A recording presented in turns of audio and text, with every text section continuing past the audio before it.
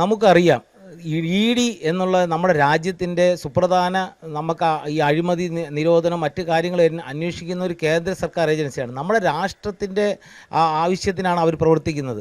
അവരുടെ ഒരു പ്രവർത്തനത്തെ തടസ്സപ്പെടുത്തുക മാത്രമല്ല, അവരെ കൊല്ലാനുള്ളൊരു ശ്രമമാണ് ഇവിടെ CPM പിണറായി വിജയൻ്റെ വീട്ടിൽ റെയ്ഡ് നടന്നപ്പോൾ ഉണ്ടാക്കിയത്. അതിൻ്റെ പ്രതികളെ ഇന്നവരെ ഒന്ന് അറസ്റ്റ് ചെയ്യാനായിട്ട് ആദ്യം നമ്മൾ കാണിക്കുന്നവർ കണ്ണിൽ പൊടിയിടാൻ വേണ്ടി കുറച്ച് പേരെ അറസ്റ്റ് ചെയ്തതല്ലാതെ അതിലുള്ള ആക്രമണത്തിൻ്റെ വ്യക്തമായ വീഡിയോയാണ് ആർന്നൂർ വാർഡിലെ മുൻ കൗൺസിലർ ആയിരുന്ന ഉണ്ണികൃഷ്ണനെതിരെ വീഡിയോ പുറത്തു വന്നത്. ആ വീഡിയോയിൽ പ്രകാരം അറസ്റ്റ് ചെയ്യാനായിട്ട് കേരള പോലീസ് മടിക്കുന്നു.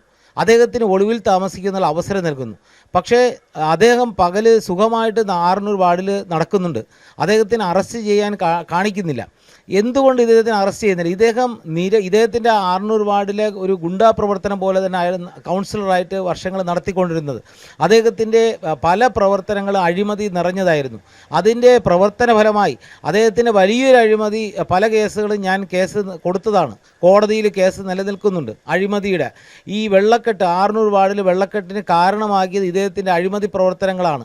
ഇല്ലാത്ത ഒരു റോഡ് പണിഞ്ഞു എന്ന പേരിൽ വരെ മുഖ്യമന്ത്രിയുടെ തദ്ദേശ റോഡ് പുനരുദ്ധാരണ പദ്ധതിയിൽ നിന്നും 7-8 ലക്ഷം രൂപ മുടക്കിയും കൗൺസിലറിൻ്റെ ഫണ്ട് 20 ലക്ഷം മുടക്കിയും ഒരു ഓട പണിഞ്ഞിട്ടുണ്ട്. അതുകൊണ്ട് നമ്മുടെ വാർഡിൽ ഒരു ഗുണവുമില്ല.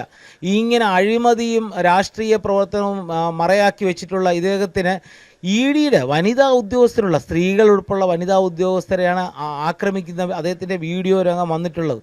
എന്നിട്ട് പോലും അദ്ദേഹത്തിന് അറസ്റ്റ് ചെയ്യാൻ തയ്യാറാവുന്നില്ല. ഇദ്ദേഹത്തെ മാത്രമല്ല, വീഡിയോയിൽ കാണുന്ന നിരവധി ആളുകളെ CPMൻ്റെ ആളുകളെ ചൂണ്ടിക്കാണിച്ചിട്ട് പോലും അറസ്റ്റ് ചെയ്യാൻ കഴിയുന്നില്ല.